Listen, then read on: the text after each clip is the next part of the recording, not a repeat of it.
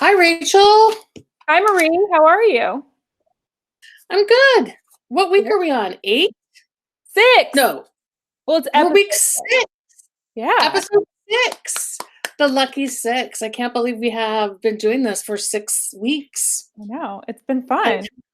Fantastic. So this is your first time. Marie and I are both campus librarians in Manhattan and Brooklyn, respectively. And this is our collaborative project where we share 3 or 4 books. No, I lied. 4 or more books on a topic every Friday at 3. When we're done, we save the recording and we post it on Instagram and also on YouTube. So if you miss it, or if you want to watch last week's or the previous 5 weeks, you can watch them online. And I'll post the link in the chat at the end so that you can go there and watch. But it's bit.ly/W2RTW2020.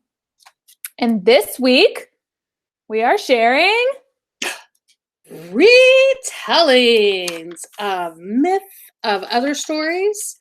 It's going to be a fun-filled episode. I think I go first, don't I? Would you like to introduce the books? Oh, sure. We are sharing Pride by Ibi Zoboi, Ash by Malinda Lo, The Wendy Project by, forgot her first name, Osborne, which is a graphic novel, and Sea Witch by Sarah Henning. So I am going to start with Pride. So all of these are retellings. So they've kind of like been reworked from another work of literature. So Pride is a Pride and Prejudice retelling. If you're not familiar, Pride and Prejudice was written by Jane Austen. It's a story of love and class and, of course, pride. And our main character, her name's Zuri. She has a lot of pride. She has pride for her neighborhood. She has pride for Brooklyn, where she lives. She has pride for her Afro-Latino heritage, for her family. And this is very much a story of like Brooklyn and neighborhood and love. And so basically, you know, but there's a problem. Do what? There's a problem, though. Yes, there's a problem. So the pride that she has, it may or may not be enough to combat the issues that are happening in her neighborhood. So the Darcy family has moved in across the street, and they are what the students would call bougie. And that is what like the word that came to my head. They're bougie. So they are like renovating the whole entire house, and like basically Zuri and her family and a lot of their neighbors are worried that this is like part of the problem, the changing of the blocks, and that they're not really going to get it. They're not going to really understand what it's like to live here. But so it's like, there's the story of friendship and romance and their family situation. It's way more than a love story, though. This talks about such like important issues that are happening in our world, in our city. And I really think the students I found that loved it the most also commented about the college decision process, which is like kind of like in there too. So I don't know. I really liked it. My favorite character was the lady who lived in the basement of the house. Right. She was great. She was great. And there are a lot of subs and dubs back and forth between the couples, like burns. Yeah. They don't really like each other. She does it. Ibi Zoboi does such a good job of like authentic teen voice. Yes, I would feel agree. Like, and I know she has like young kids or, middle and high school age kids, but she really gets it. She's one of those authors, I think, who really gets it. So highly recommend this one. And next one. I'm lying. Hold on. It's on the public library. There are plenty of copies in New York Public Library and Brooklyn Public Library. So one of the key things about our video show is that all the books we share are free and accessible for everyone to use. So this is from the public library system. If you have a question, ask your librarian to help you. So this is Ash. It's an oldie but a goodie. It came out in 2009, I remembered. It is the retelling of Cinderella, and you can find this on Open eBooks. If you do not have a login or a password, all you have to do is ask your librarian, and she will be able to, or they will be able to hook you up. So this is indeed a retelling of Cinderella. Get it? Ash, Cinderella. There is a father's death. There are evil stepsisters. There's an evil stepmother.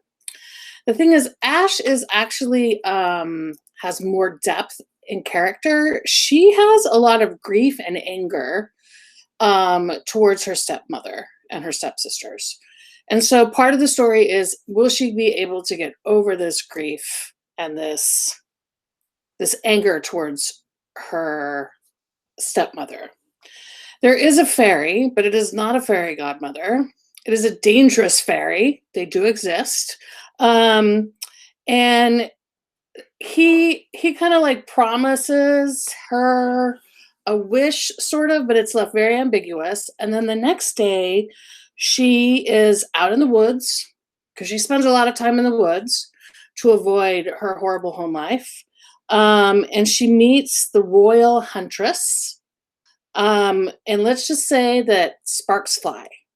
And so by the end of the novel, Ash has figured out how to love. Things I like about it. There is no prince in sight. That is the huntress.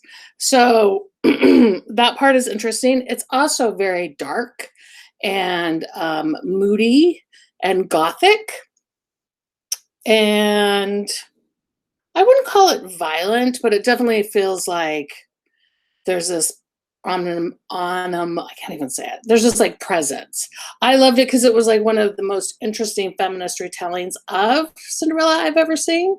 And all the kids that I've given it to just really like it, whether it's for the twist of the love story, that it's not a boy and a girl, or if it's the darkness of the fairy named Sheen, or just how much she really hates her stepmother. All of those are really different parts of this story. So I say thumbs up. You can find this. Oh, I already said this. You can find this on Open eBooks. Ask your librarian if you need help. All right, you're next, right? Or is it me? Oh, you're doing Wendy Project. Okay. Yeah, the next book is The Wendy Project, and this is a graphic novel. The Wendy Project is a graphic novel. It's available on Junior Library Guild, JLG at Home. There's no login, but it's only available till May 31st. And it's also on the Tumblebooks Teen Book Cloud. And if you don't have the username and password, you can get that there. So the Wendy Project, the physical book actually looks like a journal. And the journal actually has significance to the story. So this is not the Peter Pan story that you have grown up knowing. This story is from Wendy's point of view. And in this story, Wendy has two brothers, John and Michael, just like in the original, but they get in a terrible car accident and Michael passes away. And the world of Neverland appears in Wendy's mind as she is processing this grief, as she's writing it and drawing in her journal.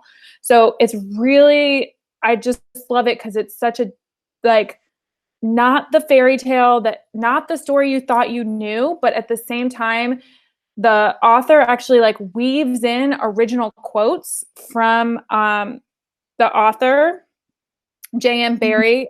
One of them that I really liked, she says, to die will be a really big adventure, and she crosses out die and writes live. So I just think it's a really kind of like Ash, you said it was about like grief, just her processing. And I just love the ending. Not to give not any spoilers, but you just have to. You're gonna want to go back and read and see, is her brother really alive, or is she processing his death? It was just really, really great, and it was not a very long book. So highly recommend this one, Peter Pan retelling. Yeah. So I gotta say, I really don't like The Little Mermaid, but I love me some Ursula. She is one salty witch. So this is, yes, I love Ursula. So this is Ursula's story, basically. It's the villainous story of how she becomes that salty sea witch and takes poor Ariel's voice, but she's got a backstory. So basically it starts when Evie, who later becomes Ursula, I hope I'm not spoiling anything, but I think you guys all know that. Evie is 12 years old and she discovers she has witchy powers, but she's got to keep it under wraps because having witchy powers will get you killed. She happens to walk along the ocean and she sees this mermaid who looks exactly like her friend Anna, who has died, who like drowned in the ocean. And Anna tells her that she has to find true love and then she'll be able to have a soul and she'll be able to stay on land. Sound familiar? And of course, Evie's really drawn to Anna's plight and she tries to like help her do this. Now, part of me just really wanted this story to be that true love is going to be a friendship between two women, right? Couldn't that be true love? Like, isn't that sort of true love? But it didn't work out because I wasn't writing the book. She does save her friend, but at a very extreme personal cost. And she basically kind of loses herself. And that is where I'm going to end it because if I go too much further, I will ruin it for you. But I enjoyed it. I enjoyed hearing, I like backstories of villains anyway. So it was a great read. If you love The Little Mermaid, you'll still really like this. You kind of will understand why Ursula maybe has a little bit of meanness about her. Yeah. Did you read the sequel yet? Well, let me just say COVID-19 happened and that book is locked up in the library. And you can read it on Libby. I think the sequel's on Libby too. No, and no, I'm going to save it like for a special treat because I reread Sea Witch for this thing and I'm like, oh yeah, I'm ready to read the second one now that I've reread that. So yes, it's a great, everyone I've given it to, people who like it. Yeah, if you definitely like retellings, that's a plus. If you like strong female characters, that's a plus. There's a little bit of romance, a little bit of evilness, witchery. That's all I got. So those were 4 of our top choices. And a lot of times we have to filter based on accessibility because all of our books are available for free for everyone to use. But we had so many books in our and more, and they are so good. So we just want to share a few of them with you. And you'll notice the first 2 are on open ebooks. The rest are on Libby. We even found an adaptation of one on Webtoon. I know lots of y'all love Webtoon. And it's written by the author who wrote the original book. So it's legit. But there are just so many good retellings. So Cinder is another Cinderella retelling. It's actually a series, and all of the books in the series are available on open ebooks. And Cinderella. So there's like Cinderella. Isn't there like Snow White? Yes. Oh yeah, the series. Yeah. And in Cinderella is part cyborg. So you can see, and this is the new cover, which is really beautiful. And there's even like a whole graphic novel, like Wires and Nerve, that goes along with that whole series. So if you're into series and you're into retellings, that's a great one. Bassa in the Night is a Russian folktale retelling. Another kind of like dark, kind of magical, that you might like. What else? Hmm? Do you want to share some? Yeah, I'm like, yeah, Rachel, go. Okay, well, The Wrath and the Dawn. I was like, The Wrath of the Dawn, you can go, that's fine. Actually, one of my students, before I was even a librarian, told me I had to read The Wrath and the Dawn when it came out. And it's a like Arabian Nights retelling. Yeah. And there's a couple of books in that series, and yeah, it recently started on Webtoon. So if you like Webtoon and you like, the Arabian Nights is what the movie Aladdin came from. So that was really good too. You want to do the last three? I don't know what A Study in Charlotte is about. A Study in Charlotte. And that's the Sherlock Holmes. Oh, right. Sherlock Holmes retelling from the perspective. And then Forest of 1,000 Lanterns. Oh my gosh, that was another serious love affair. As much as I love Sea Witch. Oh, but wait, I just blanked. What's the retelling? Oh no, I don't remember. I don't remember. You should anyway. It's like a Chinese mythology is very present in this. So a lot of the stories are retold, and it was nice because it was fantasy, but it wasn't set in old Merry England. It was set in like an Asian Chinese venue. So like the food, the clothes, the castle were all very much flavored with that. It was great. Oh, and I know this one. Jacqueline Woodson's If You Come Softly is a really beautiful retelling, a modern retelling of Romeo and Juliet. And it would be a great add-on or supplement because it is told in poetry. So it's kind of like Shakespeare's original, but it's very beautiful. And the new cover is just so pretty. Yeah, the old cover was kind of like. Yeah. And Jacqueline Woodson is a Brooklyn resident, so good supporting local authors. We don't have too many announcements this week, but this is the second week of Audiobook Sync, which is 2 free audiobooks a week. And what I didn't even notice until this week is that each of the weeks kind of has a theme. Yes. I saw, Marie, you posted this about the Discover Hidden Stories. So the books reset on Wednesday nights at midnight. So you can download them before Wednesday. You don't have to read them by Wednesday. But once you download them onto your app, they're yours for 35,999 days. Or whatever. Which is 98 years and 8 months. I looked it up. So for pretty much forever, you get to keep them.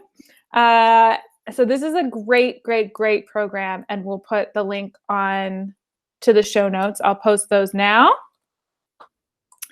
In the chat, you can view the show notes and the video of this recording and all of our previous week's recordings at this link. And we're really excited. Next week, we are going to share, we were just talking about this before we started. Oh, we're mental health. Yes, May is Mental Health Month. So we're going to share some books about mental health. Yeah. Just to address that. And go ahead. No, I was like, we're all ready for a little mental help. Oh, yes. Yes. So I'm going to go ahead and stop the recording, and we would love to hear what you are reading this week.